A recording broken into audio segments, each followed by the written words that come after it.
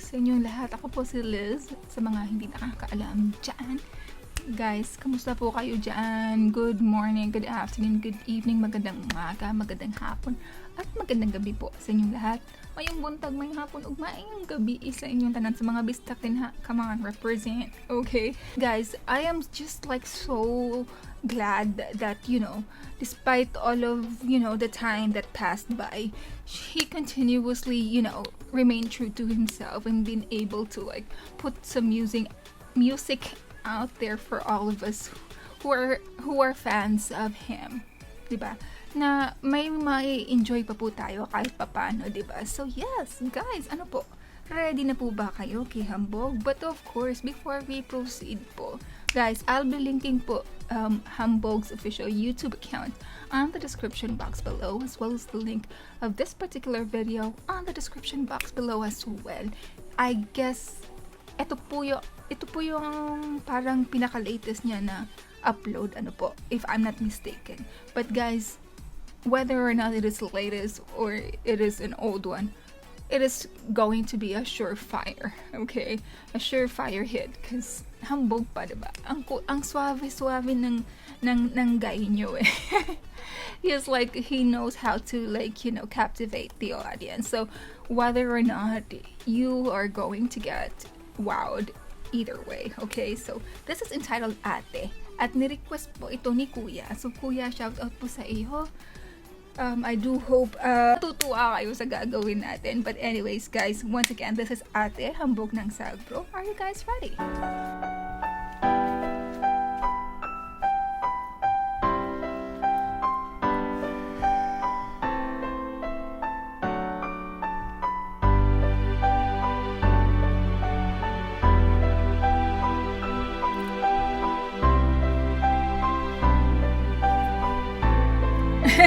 Look at his scratch paper. Sa tuwing ako'y nag-iisa, naaalala ko ang dati na kung saan kasama ko pa aking mga ate. Sabihan na ako madrama at napaka-arte, pero pag nandyan sila ang kaloob. Wait. I know madrama po talaga si Hambog, but really, it's also great for him to be able to air out his feelings, really, na somewhat nakaka-connect naman tayo kahit ba paano. And especially me as a lady, I can understand how men feels somewhat, kasi 'di ba iba po tayo kasi ang opposite po kasi ng men and women ng pag-iisip eh. And for him to be able to put out and pour his feelings out there, for us female, to be able to also understand the men's perspective on things. So I mean, it's just kind of like it's not just like a fun experience, it's also a very learning educational experience po. So kudos kay Hambog ka, ang galing. Sa tuwing ako'y nag-iisa, naaalala ko ang dati na kung saan kasama ko pa aking mga ate. Sabihan na akong madrama at napaka-arte, pero pag nandyan sila ang kalooban ko'y kampante. Kaya pag aatake ang aking kalungkutan, ang aking mga ate ang tangi kong takbuhan. Bahay-bahayan, habulan, tagu-taguan, lalo na teacher-teacheran, paborito na laro yan. Pag ako yung mga laro po before is so much fun po, diba? And what I don't understand these days po, yung mga tao po kasi, yung parang computer na lang po lahat, yung parang sa phone na lang po, tapos wala na pong interaction with your friends, na para pang, yung let's play, alam niyo yung laro na laro talaga, hindi yung puro cellphone, hindi yung puro gadgets na lang. But I don't know, maybe it's just because generation gap, ganon. Maybe I just enjoy it much more because it's my generation na ganon yung mga pangyayari. Or guys, if you're like in like the digital, age whatsoever, whatever you call it, millennial, Gen Zs, whatever you call it, if you're like born in this type of like era, would you rather have like one, like naglalaro lang po, yung screen lang po yung parang kaharap, tapos of course you can say na parang kalaro mo pa rin yung mga friends mo, although virtually lang po, unlike po pag naglalaro po kayo outside of your homes and playing like physically, you can see each other, you physically connect with each other and being able to like really play. Which do you prefer po?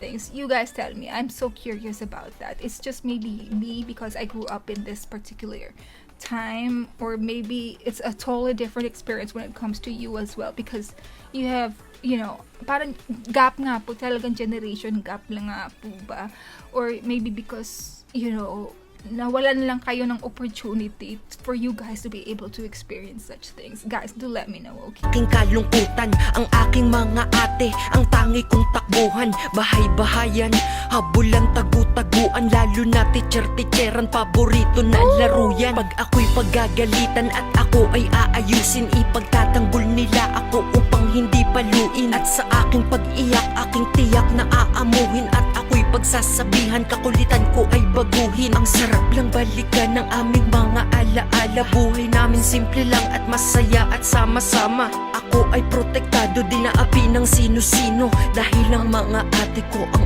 aking superhero. Ikaw, ang tangi kong sandalan, kapatid na tagahatid ng di mapatid na pagmamahalan. Kahit na niliw kayo sa'kin ang kapalaran, di ko malilimutan ang bawat kagaya ng ibang istorya, di palaging masaya.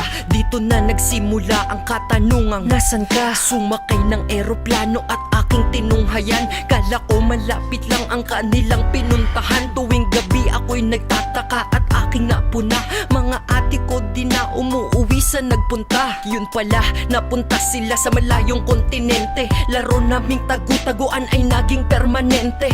Ilang taon kami hindi nagkita. Sakit diba?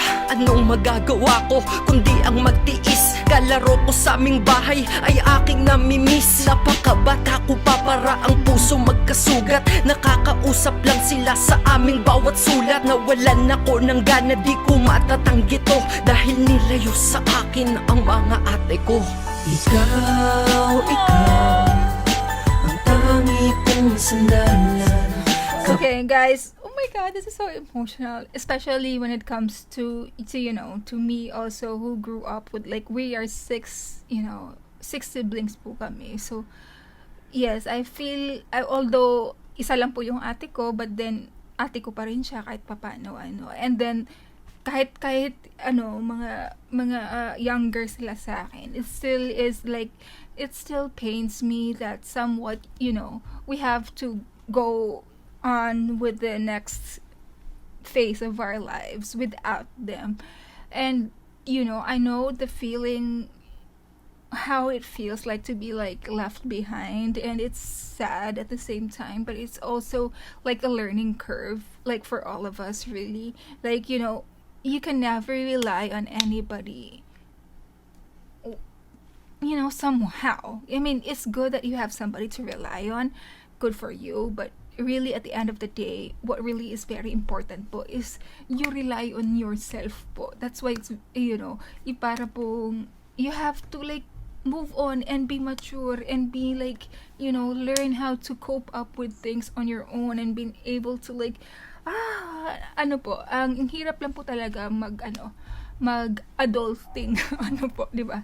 Ang hirap lang po maging adult and being able to kind of like, do things on your own phase, and be able to be responsible on how you react on things and how you do things, really. And at the end of the day, wala po kayong masasandalan, wala po kayong masisisi but yourself. And it's a bittersweet moment kasi po, you're used to like this, like may mga kapatid ka po na who will always protect you and all that, but when the time comes na they have their own families, they have their own lives, you're on your own, and you're like somewhat feel defeated, but at the end of the day still, that's how reality is. Alam niyo po, ang gulo ko.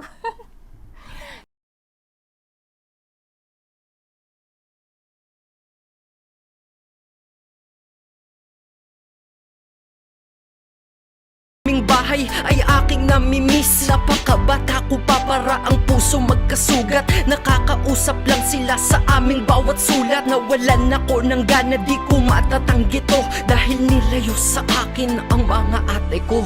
Ikaw ang tangi kong sandalan, kapatid na tagahatid ng di mapatid na pagmamahalan. Kahit na niliw Dali ang kayo kumanta. sa'kin ang kapalaran, di ko malilimutan ang bawat pinasama. Ilang taon lumipas, silang hindi kasama, pero nandito pa rin at hindi ako naubusan ng pag-asa na balang araw. Ang galing no, parang double no.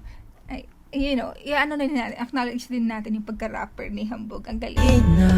Ilang taon lumipas, silang hindi kasama, pero nandito pa rin at hindi ako naubusan ng pag-asa na balang araw sa aking buhay magbalik ang mga superhero ko na aking kapatid. Hindi mapapatid pagmamahal at kapatiran. Kahit magkakalayo, isa't isa'y malalapitan. Kahit napapagalitan, kahit minsan may tampuhan, ayos lang, gusto nyo lang naman ako na mapayuhan. Pinatawad nyo ako at ako'y inintindi. Pasensya na kayo, ang buhay ko ay napakatindi. Di lumaking magkakasama pero nagkasundo. Di nyo pinabayaan, kapatid din yung bunso. Pag ako'y nangangailangan, laging nandyan lang kayo. Pag kayo'y mangangailangan, nandirito lang ako. Kahit may pamilya na at nagkanya-kanya tayo, superhero ko pa rin kayo at di yun magbabago. Ikaw ang tangi kong sandalan, kapatid na tagahatid ng di mapatid na pagmamahalan. Kahit na niliw Kakaiyak naman, my kayo God. sa'kin ang kapalaran, di ko malilimutan ang bawat pinasama. Ikaw ang tangi kong sandalan, kapatid na tagahatid ng di mapatid na pagmamahalan. Kahit na niliw kayo sa'kin ang super liit. kapalaran, Oh my di God. ko malilimutan ang bawat pinasamahan. Oh my God, this is like, naiyak ako kasi we are big in the family, and although lagi kayong nag-aaway, kasi normal po sa mga siblings na nag-aaway po talaga. I don't know about you guys, but iiyak po yung araw pag hindi kami nag-aaway ng mga kapatid ko po, but at the end of the day, you still have each other's back. Alam niyo po, pag kami, of course, nag-aaway, pero if anybody messes with my siblings, come on, you're gonna parang ipagtatanggol po namin yung mga kapatid po namin, kahit kaaway namin, quote-unquote, sa bahay or whatever. But at the end of the day, outside of our house, we are family, and we are thick as thieves, and nobody can mess with one another because we have each other's back. Alam niyo po yun, na alam niyo pong wala pong kahit sino pong makakapag-mess with you, because you know that they're your siblings are going to be there to protect you nonetheless. And it's just a wonderful reminder that how we should all be grateful towards our siblings, towards our family, or towards our friends. At the end of the day, it doesn't really have to be like blood related or anything. At the end of the day, no matter what, you should be able to say what you're feeling towards the person that you love, that you adore. It may be your brother, it may be your sister, it may be your husband, it may be your wives, it may be your girlfriend, boyfriend, maybe your friend, or whoever po, for as long as you'll be able to, it may be your parents as well, it may be your mom, your dad, your aunt, your uncle, or your cousin, or whoever. At the end of the day, for us to be able to communicate what we truly feel for them, at, before po mahuli po yung lahat, kasi po, our life is borrowed po. Any moment po pwedeng pong kukuhanin yung buhay natin, So, for as long as napadama natin or nasabi po natin sa mga taong mahal po natin kung ano po yung nararamdaman natin, I think all is good po. Ano po, I don't know, it's just like, this is just so reminiscent, like, you know, of really the people who are, you know, that who are always going to be beside you, who are always going to have your back no matter what. And this is like a shout out to all of them po. And yes guys, shout out po sa mga kapatid ko po. I love you to the bones, okay? And yes guys, I hope you did enjoy this. I hope to see you all next time. And guys, don't forget to support Hambog ng Sagpro. I'll be linking his official account on the description box below. And once again, be safe, stay healthy, and kita-kits po tayo sa mali. Ciao!